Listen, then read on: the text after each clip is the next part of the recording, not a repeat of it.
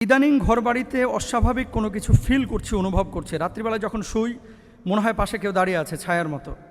বাথরুমে যখন যাই মনে হয় যে বদনাটা সরে গেল, বালতিটা নড়াচড়া করছে। অনেক সময় ট্যাপ থেকে একা একই পানি পড়ে। আবার কখনো কখনো দেখা যায় রাত্রিবেলায় যখন হাঁটছি মনে হচ্ছে পেছন থেকে কেউ ডাকছে অথবা ফলো করছে।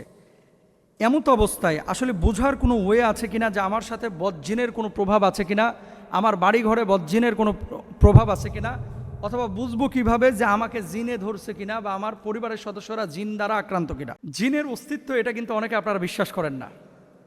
অনেকে মনে করেন যে জিন বলতে কিছু নাই। যদি কেউ অস্বীকার করে যে জিন বলতে কিছু নাই, ও কাফের হয়ে যাবে, ডিরেক্ট কথা।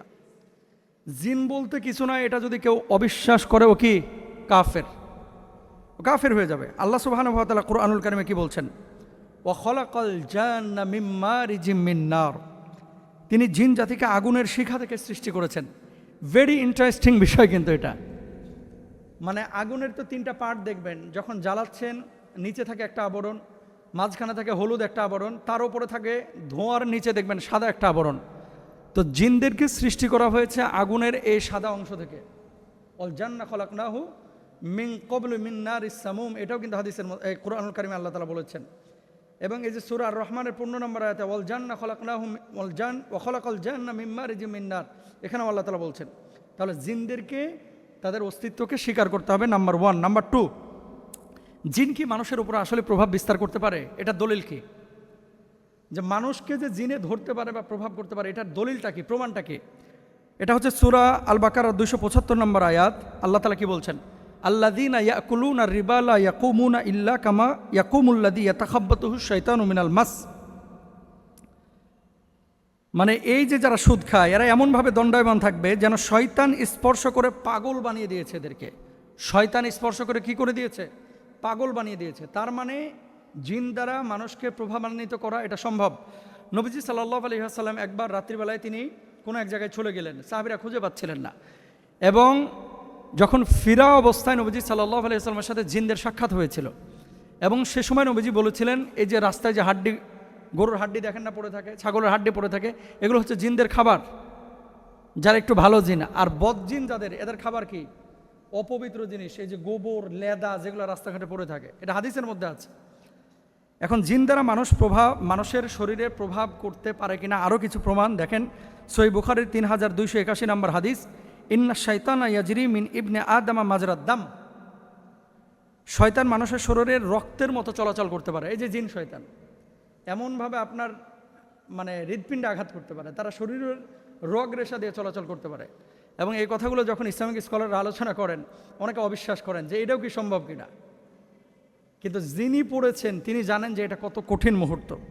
এখন দেখেন সম্ভাব্য জিনে ধরার আলামতটা কি? একজন মানুষের উপরে ধরেন বদজিন আসর করেছে, বুঝবেন কিভাবে? নাম্বার 1, নাম্বার, হঠাৎ সে অস্বাভাবিক আচরণ করবে, আটকে উঠবে, মাঝে মাঝে কেঁপে উঠবে, ঝাঁকুনি দিয়ে উঠবে। সুস্থ স্বাভাবিক মানুষ হঠাৎ চেঞ্জ, কারোর সাথে কথা বলছে না, বিষণ্ণ মনে বসে আছে, রাত্রিবেলায় কান্নাকাটি করতেছে, বাথরুমে গিয়ে ভয় পাচ্ছে, খাবার দাবার এলোমেলো হয়ে গেছে, আগের মতো প্রাণবন্ত চলাচল নাই। এরপর আসেন নামাজ, কোরআন শুনলে অস্থিরতা তৈরি হয়ে যায়। নামাজে দাঁড়াইলে নামাজ পড়তে চায় না, মসজিদে যাইতে চায় না, কোরআন শুনলে সে অস্থির হয়ে যায়। এগুলো হচ্ছে বদজিনের আসর। রাত্রিবেলায় ভয়ঙ্কর স্বপ্ন, সে বারবার দেখছে সাপ তেড়ে আসতেছে, পাশে বিড়াল তেড়ে আসতেছে, কুকুর তেড়ে আসতেছে এবং চিৎকার মেরে মেরে উঠে যাচ্ছে, বদজিনের আসর। ঘরের অদ্ভুত শব্দ, দেখবেন যে জানলা লাগিয়ে দিয়েছেন অথবা পাশের রুম থেকে কেউ নাই, হঠাৎ কেমন যেন একটা নয়েজ, কেমন যেন একটা সাউন্ড, কিন্তু আপনি এই সাউন্ডটা দরজা খোলার পর আর দেখছেন যে কেউ নাই। বাথরুম থেকে আওয়াজ আসছে, পাশের গাছ থেকে এরকম আওয়াজ আসছে। এগুলো আসলে খুব বেশি দেখতে যাবেন না, আপনি আমলগুলো করবেন। করণীয় আমল কি আপনার করণীয় আমল হচ্ছে, এই যে রাত্রিবেলা অনেকে হাঁটেন, পেছন থেকে কি যেন আওয়াজ পান, ঘাড় ঘুরে তাকানোর দরকার নাই, আপনি আয়াতুল কুরসি পড়বেন, বুকে ফু দিয়ে সোজা হেঁটে চলে যাবেন। রাসূল আকরাম সাল্লাল্লাহু আলাইহি ওয়াসাল্লাম বলছেন, লা তাজআলু বুয়ুতাকুম মাকাবিরা ইন্নাশ শাইতানা ইয়ানফিরু মিনাল বাইতিল্লাযী তুকরাউ ফীহি সূরাতুল বাকারা। ওই ঘর থেকে শয়তান পালায় যেই ঘরে সূরা বাকারা পড়া হয়। এখন সূরা বাকারা মোবাইলে ছেড়ে রাখেন, ওই ঘরে শয়তান ঢুকবে না ইনশাআল্লাহ। ঘরগুলোকে কবরস্থান বানায়েন না। অনেকে আপনারা নামাজ পড়েন না, উল্টাপাল্টা কাজ করেন ঘরের মধ্যে, সারাক্ষণ ওই সিনেমা দেখেন, নাটক দেখেন, গান বাজনা ছেড়ে রাখেন, এগুলো করবেন না। সকাল সন্ধ্যা আয়াতুল কুরসি পড়েন, সকাল সন্ধ্যা দোয়াগুলো পড়েন, রুকিয়া করেন। যদি নিজে না পারেন যেখানে রুকিয়া সেন্টার আছে সেখানে যান। এরপরে আয়াতুল কুরসি 4 কুল পড়ে হাতে তালুতে ফু দিয়ে পুরো শরীরটাকে বন্ধ করে রাখেন, 5 ওয়াক্ত নামাজ পড়ে গাটাকে বন্ধ করে রাখেন, আয়াতুল কুরসি পড়ে, ইনশাআল্লাহ আল্লাহ তাআলা মুক্তি দিবেন ইনশাআল্লাহ।